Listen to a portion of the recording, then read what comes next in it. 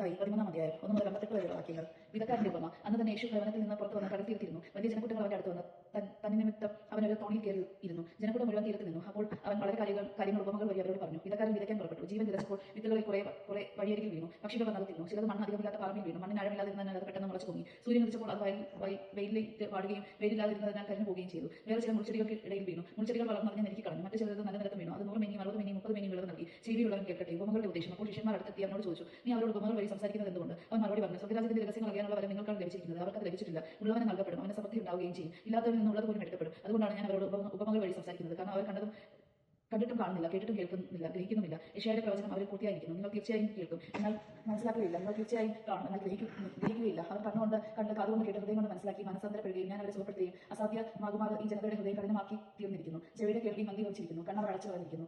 നിങ്ങളുടെ കണ്ണുകൾ ഭാഗ്യമുള്ളവ, എന്തെന്നാൽ അവ കാണുന്നു. നിങ്ങളുടെ കാതുകൾ ഭാഗ്യമുള്ളവ, എന്തെന്നാൽ അവ കേൾക്കുന്നു. സത്യമായി ഞാൻ നിങ്ങളോട് പറയുന്നു, അനേകം പ്രവാചകന്മാരും നീതിമാന്മാരും നിങ്ങൾ കാണാൻ ആഗ്രഹിച്ചു, എങ്കിലും നിങ്ങൾ കേൾക്കുന്നവ കേൾക്കാൻ ആഗ്രഹിച്ചു, എങ്കിലും കേട്ടില്ല. എങ്കിലും കണ്ടില്ല. നിങ്ങൾ കേൾക്കുന്നവ കേൾക്കാൻ ആഗ്രഹിച്ചു, എങ്കിലും കേട്ടില്ല. വിധക്കാരന്റെ ഉപമ വിശദീകരിക്കുന്നു. അതിനാൽ വിധക്കാരന്റെ ഉപമ നിങ്ങൾ കേട്ടുകൊള്ളൂ. രാജ്യത്തിന്റെ വചനം കേട്ടിട്ട് മനസ്സിലാകാതിരിക്കുന്നതിൽ നിന്ന് അവന്റെ ഹൃദയത്തിൽ വിതയ്ക്കപ്പെട്ടത് ദുഷ്ടൻ എന്ന് അപഹരിക്കുന്നു. ഇതാണ് വഴിയരികിൽ വീണ വിത്ത്. വചനം കേട്ടിട്ട് ഉടനെ സസന്തോഷം സ്വീകരിക്കുകയും തന്നിൽ വേരില്ലാത്തതിനാൽ അല്പനേരം മാത്രം നിലനിന്നിട്ട് വചനത്തെ പ്രതി ക്ലേശവും പീഡയും ഉണ്ടാകുമ്പോൾ തക്ഷണം വീണു പോവുകയും ചെയ്യുന്നവനാണ് പാറമേൽ വീണ വിത്ത്. ഒരുവൻ വചനം ശ്രവിക്കുന്നു, എന്നാൽ ലൗകിക വ്യഗ്രതയും ധനത്തിന്റെ ആകർഷണവും വചനത്തെ നിൽക്കുകയും അത് ഫലശൂന്യമാവുകയും ചെയ്യുന്നു. ഇവനാണ് മുള്ളുകൾക്കിടയിൽ വീണ വിത്ത്. വചനം കേട്ട് ഗ്രഹിക്കുന്നവനാണ് നല്ല നിലത്ത് വീണ വിത്ത്. അവൻ 100 മേനി 60 മേനി 30 മേനിയും ഫലം പുറപ്പെടുവിക്കുന്നു. കളകളുടെ ഉപമ. മറ്റൊരു ഉപമ അവർ അവരോട് പറഞ്ഞു. ഒരുവൻ വയലിൽ നല്ല വിത്ത് വിതയ്ക്കുന്നതിനോട് സ്വർഗ്ഗരാജ്യത്തെ ഉപമിക്കാം. ആളുകൾ ഉറക്കമായപ്പോൾ അവന്റെ ശത്രു വന്ന് ഗോതമ്പിനിടയിൽ കള വിതച്ചിട്ട് കടന്നു കളഞ്ഞു. ചെടികൾ വളർന്ന് കതിരായപ്പോൾ കളകളും പ്രത്യക്ഷപ്പെട്ടു. വേലക്കാർ ചെന്ന് വീട്ടുടമസ്ഥനോട് ചോദിച്ചു, യജമാനനെ, നീ വയലിൽ നല്ല വിത്തല്ലേ വിതച്ചത്, പിന്നെ കളകൾ ഉണ്ടായത് അവിടെ നിന്ന്? അവൻ പറഞ്ഞു, ശത്രുവാണ് ഇത് ചെയ്തത്. വേലക്കാർ ചോദിച്ചു, ഞങ്ങൾ പോയി കളകൾ പറിച്ചു കൂട്ടട്ടെ? അവൻ പറഞ്ഞു, വേണ്ട, കളകൾ പറിച്ചെടുക്കുമ്പോൾ അവയോടൊപ്പം ഗോതമ്പ് ചെടികൾ നിങ്ങൾ പിഴുത് കളഞ്ഞു വരും. കൊയ്ത്ത് വരെ അവ രണ്ടും ഒരുമിച്ച് വരട്ടെ. കൊയ്ത്തുകാലത്ത് ഞാൻ കൊയ്ത്തുകാരോട് പറയും, ആദ്യമേ കളകൾ ശേഖരിച്ച് തീയിൽ ചുട്ട് കളയുവാൻ അവ കെട്ടുകളാക്കി വയ്ക്കുവിൻ. ഗോതമ്പ് എന്റെ ധ്യാനപ്പുരയിൽ സംഭരിക്കപ്പെടുവിൻ.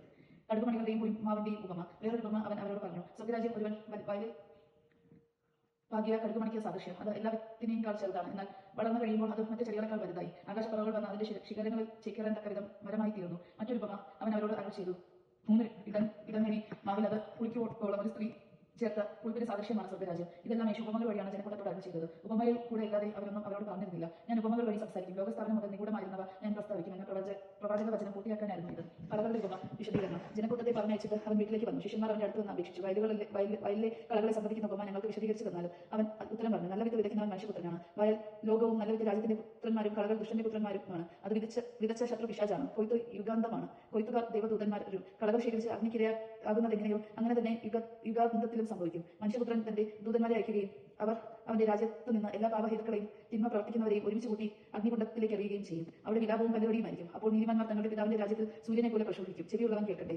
നിധിയുടെയും രത്നത്തിന്റെയും വലയുടെയും ഉപമകൾ. സ്വർഗ്ഗരാജ്യം വയലിൽ ഒളിച്ച് വച്ചിരിക്കുന്ന നിധിക്ക് തുല്യം. അത് കണ്ടെത്തുന്നവൻ അത് മറച്ചു വയ്ക്കുകയും സന്തോഷത്തോടെ പോയി തനിക്കുള്ളതെല്ലാം വിറ്റ് ആ വയൽ വാങ്ങുകയും ചെയ്യുന്നു. വീണ്ടും സ്വർഗ്ഗരാജ്യം നല്ല രത്നങ്ങൾ തേടുന്ന വ്യാപാരിക്ക് തുല്യം. അവൻ വിലയേറിയ ഒരു രത്നം കണ്ടെത്തുമ്പോൾ പോയി തനിക്കുള്ളതെല്ലാം വിറ്റ് അത് വാങ്ങുന്നു. സ്വർഗ്ഗരാജ്യം എല്ലാത്തരം മത്സ്യങ്ങളുടെയും ശേഖരിക്കാൻ കടലിൽ എറിയപ്പെട്ട വലയ്ക്ക് തുല്യം.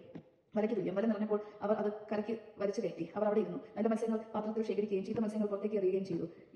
യുഗാന്തരത്തിലും ഇതുപോലെ സംഭവിക്കും. ദേവദൂതന്മാർ ദുഷ്ടന്മാരെയും നീതിമാന്മാരിൽ നിന്ന് വേർതിരിക്കുകയും അഗ്നികുണ്ഡത്തിലേക്ക് എറിയുകയും ചെയ്യും. അവിടെ വിലാപവും പല്ലുകടിയുമായിരിക്കും. നിങ്ങൾ ഇതെല്ലാം ഗ്രഹിച്ചുവോ? അവൻ ചോദിച്ചു. അവർ ഉത്തരം പറഞ്ഞു. അവൻ തുടർന്നു, സ്വർഗ്ഗരാജ്യത്തിന്റെ ശിഷ്യനായി തീർന്ന ഓരോ നിയമജ്ഞരും ഞാൻ നിക്ഷേപണത്തിൽ നിന്ന് പകുതിയും പഴയതും പുറത്തെടുക്കുന്ന വീട്ടുടമസ്ഥനും തുല്യം.